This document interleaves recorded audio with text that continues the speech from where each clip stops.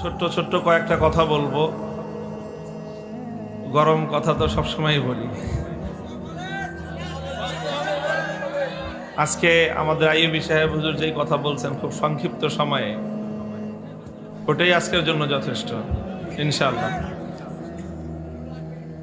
কথাগুলো মনে রাখবেন, যেই কথাটা বলছেন উনি সবচেয়ে মূল কথা যেটা, অনেক কথা তো বলছেন অল্প সময়ে, উনি তো অন্যভাবে বয়ান করেন, আজকে ওনার বয়ান অন্যরকম হয়েছে। মূল কথা যেটা বলছেন মাওলানা খালেদ সাইফুল্লাহ আইয়ুবী সাহেব, সেই কথাটা হলো যে ওলামা ইকরামের দায়িত্ব কি। ওলামা ইকরামের মূল দায়িত্বটা হলো যে আপনি যদি ভুল করেন, ভুলটা বলে দেওয়া আলেমদের দায়িত্ব।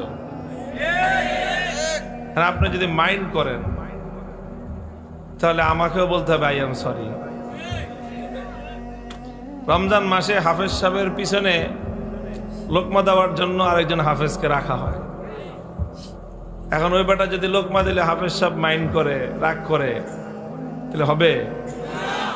যদি বলে যে আমি বড় হাফেজ সাহেব, বেটা আমি ইমাম সাহেব, তুই আমার লোকমা ধরস, কত বড় সাহস তোর, এটা হইল? কথাটা হইল?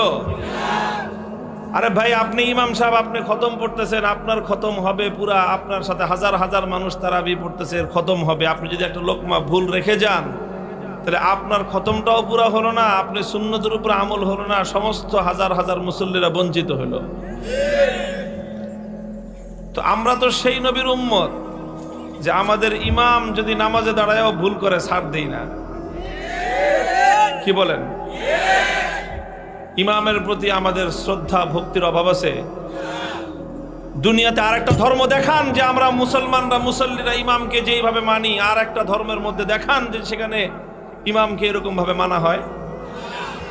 আছে দুনিয়াতে?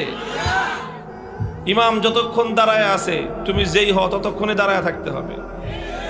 তুমি রাষ্ট্রপতি হইতে পারো, প্রধানমন্ত্রী হইতে পারো, যেই হও, দুনিয়াদার হও, দিনদার হও, যত বড় জমানার বুজুর্গ হও, কুতুব হও, কিন্তু তোমার যে ইমাম, ইমামের যদি তোমার সন্তানও হয়, ইমাম যদি তোমার নাতিও হয়, ইমাম তো ইমামই, ইমামের অনুসরণ করতে হবে না? ইন্নামা জয়লাল ইমামুল ইউতাম্মা বিহি। নামাজ শুরু করার সময় তো আমরা আমাদের রোগ ঠিক করে নেই, ইক্তাদাইতু বিহাজাল ইমাম, ইক্তাদাইতু বিহাজাল ইমাম। যতক্ষণ নামাজে আসি এই ইমাম যা করে তাই করব, এই ইমামের আনুগত্য করব, ইক্তেদা করব, এই পাক্কা নিয়ত করে তারপরে নামাজ শুরু করতে হয়, নাহলে ইক্তেদা সহি হয় না, নামাজ সহি হবে না। তো যেখানে আমরা ইমামকে এতটা মান্য করি, এতটা অনুসরণ করি, নামাজের মধ্যে কোনো মুসল্লি যদি ইমামের চেয়ে এক আঙ্গুল পরিমাণ সামনে অগ্রসর হয়ে যায়, নামাজ হবে? পিছনে থাকতে হবে। তুমি যত বড় যাই হও না কেন, যত বড় আল্লাহর ওলি হও আর যত বড় দুনিয়ার ক্ষমতাবান হও, ইমাম যতক্ষণ ইমাম আছে তোমাকে ইমামের পিছনেই থাকতে হবে।